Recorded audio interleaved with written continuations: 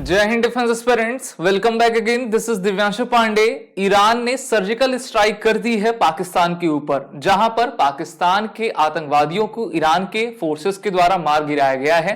तो चलिए जानते हैं कि ईरान ने पाकिस्तान के ऊपर क्यों सर्जिकल स्ट्राइक की है और जियोपॉलिटिक्स पूरे मिडिल ईस्ट की क्या चल रही है। शुरुआत करते हैं आज के सेशन की। जैसा कि हम सभी जानते हैं कि पूरी दुनिया में सबसे नापाक अगर कोई देश है तो वो है पाकिस्तान, जिसकी सरजमीन से जो है आतंकवाद पैदा होता है और पाकिस्तान की सेना के द्वारा उसको पोषित किया जाता है। लेकिन कहते हैं ना कि सबका एक दिन होता है और अब पाकिस्तान के दिन आ गए हैं। इकोनॉमी तो इनकी काफी खराब चलती जा रही है। अब इनके ऊपर भारत के अलावा इनके पड़ोसी देश यानी कि ईरान के द्वारा एयर स्ट्राइक की गई है।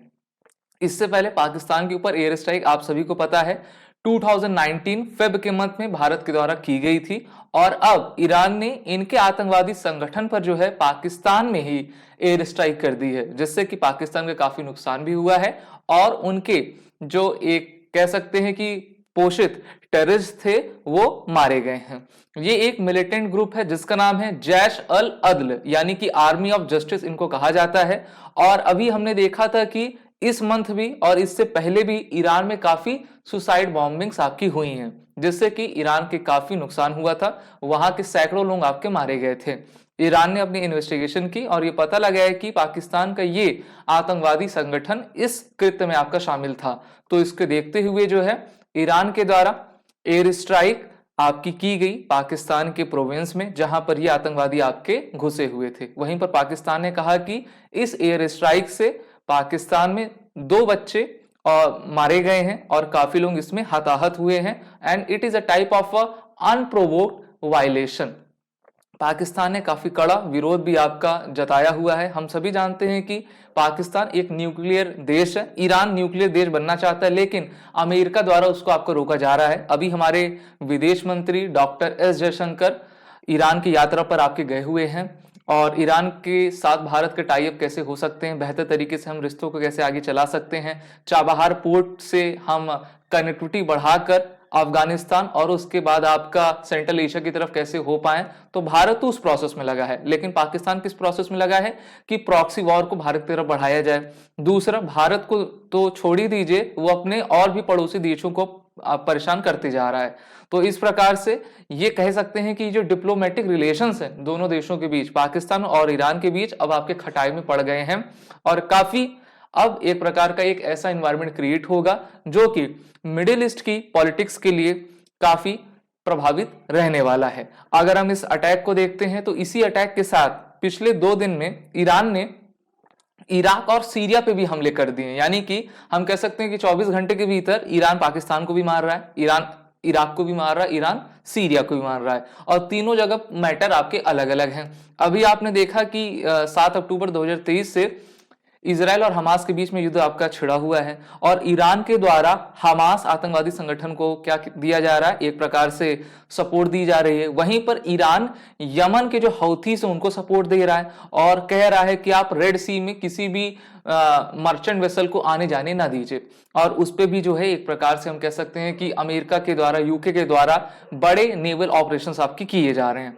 वहीं पर ईरान में खुद की उनकी समस्याएं हैं। वहां पर हमने देखा कि पिछले 2 साल में महिला उत्थान के लिए वहां की महिलाओं के द्वारा काफी बड़ा प्रोटेस्ट आपका किया गया था। उसके बाद अभी देखा गया कि ईरान में लगातार एक के बाद एक बॉम्बिंग हो रही थी, जिसमें उनके सैकड़ों लोग आपके मारे जा रहे थे।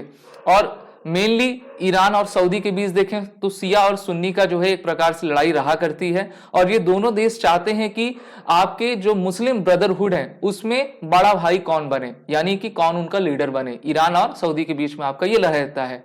तो इस प्रकार से जो डुअल सुसाइड बॉम्बिंग हुई थी Sunni militant group Islamic state के द्वारा, उसमें आपके 90 से अधिक लोग मारे गए थे ईरान में। और इसको देखते हुए ईरान के द्वारा जो है पाकिस्तान के प्रोविंस में हमला आपका किया गया, जिसमें जो मिलिटेंट ऑर्गेनाइजेशन इसमें इन्वॉल्व था उसको आपका ध्वस्त किया गया है। वहीं पर ईरान की जो state run IRNA news agency है उनके द्वारा कहा गया है कि the missile and the drones were use in the strike in the Pakistan, यानी कि ड्रोन का और मिसाइल का यूज जो है ईरान के द्वारा पाकिस्तान में अटैक करने में हुआ था। ड्रोन ने सबसे पहले सर्वेलेंस किया, पता लगाया कि हाँ जो है यहाँ पर हमको टारगेट करना है, उसके बाद मिसाइल से एक्यूरेट उसमें फायरिंग आपकी की गई। वहीं पर अगर हम बात करते हैं जैश अल अदल की, तो जैसा मैंने बताया आर्मी ऑफ जस्टिस इनका नाम है। नाम तो बड़ा अच्छा रखेंगे, एकदम साधु महात्मा वाला, लेकिन काम करेंगे एकदम कुकृत्य जैसा। ये सुन्नी मिलिटेंट ग्रुप है, 2012 में इसकी स्थापना आपकी हुई थी और मेनली इनका काम क्या है, बॉम्बिंग करना, किडनैप करना ईरानियन बॉर्डर पे जो है ना, और उनसे जो है इलीगल उगाही करना। वहीं पर हम देख रहे हैं कि पाकिस्तान में जो बलूचिस्तान प्रोविंस है, पाकिस्तान का पूरा मैप देखोगे तो 44% जो उनका पार्ट है बलूचिस्तान से बनता है, जबकि बलूचिस्तान कभी पाकिस्तान का पार्ट था नहीं। जब भारत और पाकिस्तान का विभाजन हुआ तो उस समय पाकिस्तान ने उनको हथिया लिया था। बलूचिस्तान भी अपनी आजादी की मांग करता है और भारत का समर्थन किया करता है। पाकिस्तान ने एक प्रेस रिलीज आपकी जारी की है, उस प्रेस रिलीज में इनके द्वारा लिखा गया है कि Pakistan strongly condemns the unprovoked violation of its air space by Iran which resulted in death of 2 innocent children while injuring 3 girls.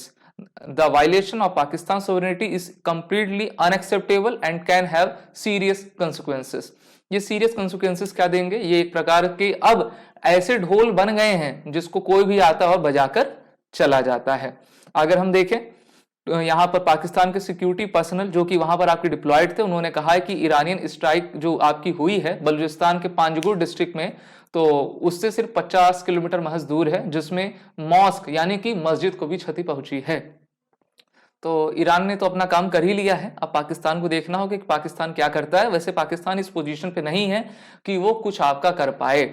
और जैसे इसी समय लेट मंडे को जो है ईरान के द्वारा एक मिसाइल फायर किया गया आपके नॉर्थन सीरिया में, इस्लामिक स्टेट ग्रुप को उसमें टारगेट किया गया। साथ ही साथ उन्होंने कहा है, ईरान के द्वारा ये कहना है कि हमने एक इजराइल का स्पाई हेडक्वार्टर को भी आपका टारगेट किया हुआ है।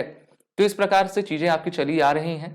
कौन किसका दुश्मन है, ये पूरा एक प्रकार से सेल्फ इंटरेस्ट और नेशन इंटरेस्ट पे आपका डिपेंड करता है। लेकिन कहीं कहीं देखा जाता है कि नेशन इंटरेस्ट से आगे बढ़कर सेल्फ इंटरेस्ट आ जाता है। और इराक ने कहा है कि इराक जो है इस अटैक की जो है काफी हम कह सकते हैं कि मजम्मत करता है और उन्होंने अपने जो है डिप्लोमेट को ईरान से बुला लिया है। तो अब देखते हैं कि आगे चीजें क्या होगी, तेहरान आपका क्या करेगा। ईरान की अगर हम पूरी जियोपॉलिटिकल लोकेशन देखें तो यहाँ पर इस मैप पर आप देख पा रहे हो, इनकी कैपिटल तेहरान है। यहाँ पर आप देख सकते हो, ये है इनकी कैपिटल तेहरान। तो किसी भी देश को मेनली उसकी कैपिटल के नाम से ही जाना जाता है। इनके बगल में आपका इराक है, तो ईरान किस तरफ फायर कर रहा है, इराक पे भी मार रहा है, ठीक है, फिर आपका सीरिया में भी कर रहा है, फिर इधर आपका पाकिस्तान आ गया, उस तरफ भी जो आपका हमला कर रहा है। इनके प्रेसिडेंट इब्राहिम रईसी, सुप्रीम लीडर अली खमेनी और ऑफिशियल लैंग्वेज इनकी पर्सियन है। इसको पहले पर्सिया ही कहा जाता था, फिर इनको जो है कन्वर्ट करके मुस्लिम इस्लामिक देश आपका बनाया गया है। तो इस प्रकार से चीजें चली आ रही हैं। अब ये देखना होगा कि पाकिस्तान और इराक, सीरिया का क्या रवैया रहेगा ईरान के ऊपर। आप सभी defence aspirant SSB crack exam के written as well as interview online course में जुड़कर अपने आने वाले एग्जाम की तैयारी जरूर करें और वो रिटन कोड का यूज कर लें।